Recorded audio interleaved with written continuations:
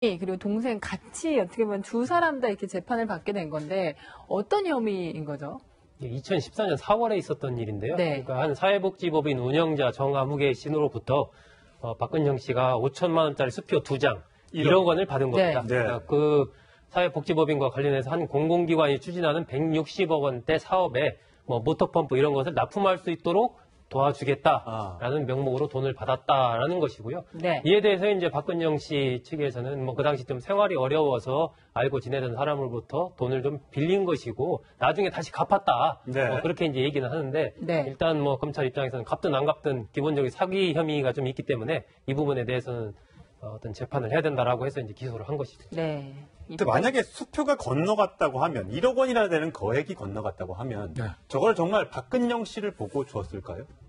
그러니까 그러니까 우리가 지금 얘기할 때 항상 최순실 씨의 박근혜 대통령이 있기 때문에 줬다라고 뭐든지 지금 나오고 있는 거 아니겠습니까? 그렇죠. 그러니까 이것도 이게요. 마찬가지라는 거 아니에요? 일종의 이거잖아요. 로비스트 역할하는 예. 거예요. 아니, 걱정, 나만 믿고 나한테 주면 내가 납품 다 알선해 줄 거야. 이게 로비라거든요. 불법 로비. 그러니까 우리나라에서 불법 로비 처벌하는 법이 그거예요. 변호사법 위반. 아. 근데 그게 진짜 로비를 할 수 있는 사람이면 그건 되는데 로비 변호사가 하면 되는데. 아니, 변호사가 해도 된다는 게 아니라 알선수재를 변호사법 위반에 제가 한번 해볼까요? 네. 변호사법 위반에 알선수재가 있어서 그래요. 네. 변호사법 위반 알선수재인데 근데 거기다가 능력이 없는 사람이 속된 말로 사기를 쳐서 하면 사기가 같이 걸려요. 이게 아마 후자의 케이스일 거지. 아마 예. 모르긴 몰라도 사건 관계 좀 더 봐야 되겠지만 변호사법 위반하고 사기가 같이 뭐 이렇게 상상적 경합으로 돼 있을 것 같은데 네. 어쨌든 그러니까 검찰의 이 수사 내용은 기소 내용은 그런 거죠. 말씀하신 대로 뒤에 누가 있는지까지 밝혀지지 않았으나 능력도 없는데 속된 말 그래 뒤에 누가 없는데 할 수도 없는데 야 걱정하지 마. 이 식사한 시간 내가 다 알아. 내가 누구야 우리 언니한테 이렇게 다 해줄게라고 해서 돈을 편취했다라는 것이거든요. 로비를 한 능력도 없는데 하려고 했다. 그래서 이제 사기가 된 건데 그런데 이제 박근영 씨 측 얘기는 전혀 다른 거고요. 그런 거죠. 예. 빌렸어. 예. 요거 네. 그러니까 실제로 검찰이 조사를 해보니까 그 사업의 주체 인허권자인 지자체 장과 박근영 씨와는 아무런 친분 관계가 없는 거예요. 예. 그러니까 결국 이제 검찰이 판단하기에는 아니 친분 관계가 없는 사람과 어떻게 연결해서 그 사업권을 따게 예. 주겠다는 거냐. 네. 이건 한마디로 사기 아니냐. 네. 뭐 이렇게 이제 해서 기소를 한 거죠. 그렇군요. 네, 어쨌든 박 전 이사장 측에서는 빌린 돈을 갚았다 이렇게 주장을 하고 있는데요. 박 전 이사장의 남편 신동욱 씨의 얘기 들어보시겠습니다. 나는 사기죄라는 건 우리 쪽에서는 그건 받아들일 수가 없습니다. 그 나머지 금액 5,600만 원 아니면 6,500만 원을 되돌려 준 걸로 알고 있고 네, 신동욱 씨는 당시 생계가 굉장히 어려웠다 이런 얘기를 하기도 했는데요. 그 얘기도 들어보시겠습니다. 한 달 전에 아내가 감찰반 조사를 받았다 했을 때 오히려 나는 한도의 한숨을 쉬었습니다. 나는 박근영이라는 인물이 왜 이렇게밖에 살아갈 수 없었는지에 대해서 바라봐줬으면 좋겠습니다. 과거에 또 박근영 전 이사장은 언니와 유경재단 운영권 등등을 놓고 많이 다퉜었잖아요. 그렇죠. 그때부터 이미 두 자매의 사이가 틀어졌다는 얘기도 있었고 그렇죠. 지금 와서도 이러니까 결국은 박근혜 대통령이 박근영 씨를 만나지도 못하게 하고 그리고 삼성동 자택으로 나왔을 때도 만나지 않았었잖아요. 그렇죠. 참 이 자매는 관계가 회복이 참 되기가 어려운 상황이죠. 사실 유경재단 문제만 해도 엄청나게 논란이 많았었고 또 신동욱 씨와의 결혼도 엄청나게 반대했지 않습니까? 그랬어요. 그래서 네. 박지만 씨 같은 경우는 조카를 낳았을 때 직접 가서 조카도 보고 예. 그랬지만 특히 이제 박근영 씨 같은 경우에는 예전부터 감정이 안 좋았을 뿐만 아니라 신동욱 씨가 또 끼어들면서 거기서 더 안 좋은 감정으로 발전되게 되고 또 박근영 씨나 신동욱 씨가 여러 가지 이제 뭐 사회적으로 논란이 될 만한 발언도 하시고 행동도 하시고 이런 부분들이 박근혜 대통령 입장에서는 부담스러운 부분이 있었을 예. 거예요. 본인이 지난번 최순실 게이트에서 그렇게 얘기했지 않습니까? 가족과의 관계도 끊었다. 그랬죠. 근데 문제는 그렇게 끊었으면 다른 비선도 끊었어야 되는데 최순실이라고 하는 비선을 끊지 못하고 그렇게 한 게 문제가 됐었는데 그렇죠. 그래서 박근영 씨와 박근혜 전 대통령의 관계라고 하는 것은 아주 오랫동안 감정의 골이 깊은 관계라고밖에 볼 수 없는 것이고요. 네. 근데 저분이 하시는 여러 가지 행동들을 보면 그냥 툭툭 던지는 말이 사회적으로 엄청난 파장을 일으키잖아요. 예. 사실은 본인의 언니가 대통령이었다고 하면 더 행실을 조심해야 되거든요. 지금 이 아까도 말씀하셨지만 돈 빌리는 것도 내가 뭘 해줄 수 있다는 식으로 얘기를 하기 때문에 돈을 예. 빌려주지 않겠습니까? 예. 또 대통령의 동생이라고 하면 그 정도는 할 수 있겠지라고 해서 돈을 주는 거지. 그분이 아무런 권력도 없는데 그런 돈을 줄 이유도 없고요. 그럼 본인이 조심하지 않는 행동 때문에 사실은 박근혜 전 대통령 입장에서는 박근영 씨와의 관계 좀 끊으려고 했을 것 같고 또 거리를 두려는 의지를 갖고 있었을 가능성이 높다고 보여집니다. 예, 하여튼 자매가 재판정에 같은 시간대에 서는 그런 비극이 다시 벌어질까봐 국민들은 또 걱정을 하고 있는 것 같습니다. 네. 다음 인물로 넘어가겠습니다. 다음 인물은 바로 이 사람입니다. 네, 이부진 호텔 신라 사장의 전 남편이죠. 지금 이혼 소송 중인데요.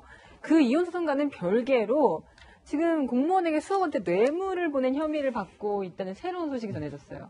네, 이것도 공교롭게 또 2014년 3월쯤인데 네. 네. 이제 당시 서울시 중구청의 한 팀장에게 이무재 전 이제 신라호텔 고문이죠. 이 네. 고문이 3억 6천만 원을 보낸 사실이 드러나 경찰 수사를 받고 있는 것으로 드러나고 구청 공무원한테 3억 6천만 원을 계좌로 줬다 이런 거잖아요.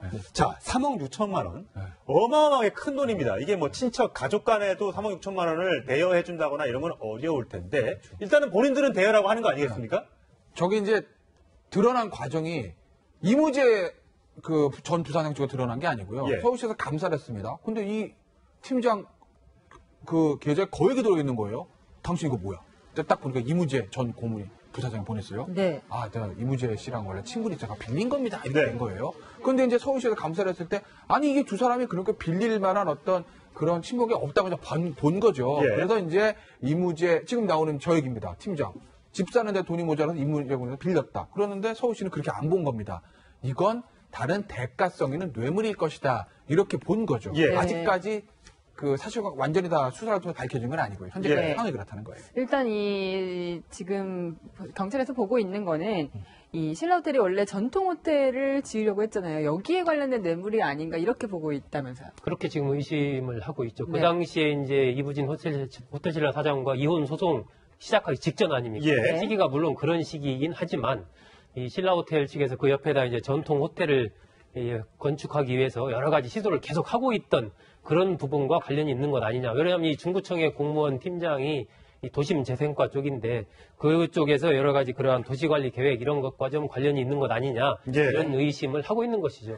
물론 중구청 쪽에서는 그건 아무 관련이 없다. 호텔 예. 설립 이런 거랑은 우리 팀에서 하고 있는 역할과 관련이 없다라고 하지만 이 경찰 쪽에서는 큰 틀에서 봤을 때 뭐 그 인허가 문제 포함해서 전체적인 향후의 관리라든지 이런 것과 관련이 있다라고 이제 그렇게 보고 있는 것이죠. 이제 빌린 돈이라면 빌려줬다가 이제 갚은 흔적이 있어야 되는데 그게 이제 없다는 거.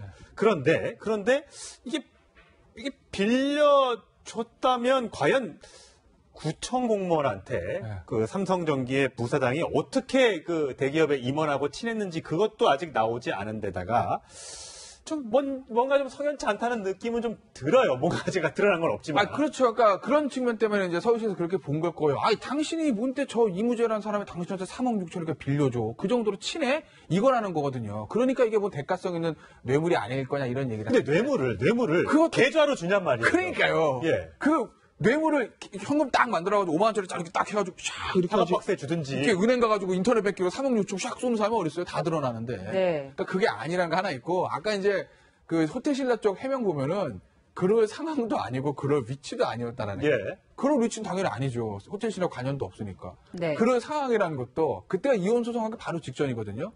근데 이혼 소송하기 직전에 부부가 사이가 좋겠어요? 나쁘겠어요? 좋지는 않겠죠. 아, 당연히 그런 거 네. 아니겠습니까? 그런데 이무재 부사장한테 당신이 중구청 공무원 아니까 이걸 갖다가 뇌물 좀 줘. 이렇게 한다? 그게 상식적으로 이해가 안 되는 상황 아니겠어요? 네. 그러니까 호텔 신라 측에서 그런 얘기를 하는 거고, 호텔 신라 한 얘기들 보면 그런 얘기도 있더라고요. 개인적인 일인 것 같다. 모르겠으나, 이무재 전 부사장과 그 팀장 사이에서 어떤 개인적인 거래, 그게 빌린 거든 개인적인 민원이든 그런 문제지, 네. 우리나라는 연관시키지 말라는 건데, 저도 그쪽이 맞는 것 같아요. 아, 개인적인 아, 뭐 어떤 개인적인 부탁을 위해서. 어떤 아까 그거 부탁이라는 것보다 빌려줬는지 개인적인 부탁인지 어쨌든 두 사람의 개인적인 거래지 이 뇌물을 말씀하신 대로 이걸 계좌로 싹 쏴주면서 하는데 네. 네, 이게 뭔가 그런 부분은 그 김 변호사 말이 좀 일리가 있어 보여요. 그러니까 예. 일단 계좌로 거액을 쐈다는 것 자체가 잘 이해가 안 되지 않습니까? 예. 그런 것은 사안 자체가 신라 호텔이나 이쪽보다는 다른 쪽일 가능성이 높다라고 보여지고 예. 이 받는 쪽에서는 예를 들면은 알 거 아닙니까? 존재가 누군지 그렇죠. 이 사람의 존재에 대해서 안단 말이에요. 예. 그러면 아, 저 사람이 보내주는 돈은 내가 받아도 큰 탈이 없겠구나라고 판단을 했으니까 아마 계좌로 받았을 것 예. 같거든요. 네. 그러면은 저런 부분이 어떤 인허가 문제라면은 저렇게 받지는 않았겠죠. 예를 들면 예. 받는다고 해도. 그러니까 뭐 다른 사안이 있는 것 같습니다. 일단 검찰이 조사를 하고 있으니까 이건 이제 법원 등등에서 이제 밝혀지도록 하면 될 것 같습니다. 네, 그런가 하면은 다음 화제 인물은 바로 이 사람입니다. 네, 유병원 전 세무그룹 회장의 장녀 유섬나 씨인데요. 구속영장이 청구가 됐습니다. 그런데 유섬나 씨가 지난번에 한국에 도착했을 때 어떻게 얘기했었는지 먼저 보고 오시겠습니다. 터무니없는 얘기고요. 저는 평생 동안 일을 하며 살았고 일한 대가로 보수를 받은 것 이외에는 아무것도 횡령하거나 배임한 적은 없습니다. 여기서 492억 원이 혐의라고 했었는데 이 혐의 액수가 훨씬 줄었다면서요? 그렇죠. 이게 바로 범죄 인도 조약의 조약 때문에 그런 건데요. 네. 프랑스하고 이제 범죄 인도 조약을 통해서 들어왔지 않습니까? 범죄인 인도 조약을 통해서 프랑스에 이 사람을 인도해 달라고 요청하면서 썼던 금액. 그 금액이 여기 나와 있는 다판닥의 컨설팅 목록으로 받은 48억 원이었어요. 48억 원인데 이 중에 2억 원은 또 그 기간이 지나버렸어요. 그러니까 그거를 기소를 할 수 없는 상황이 돼요.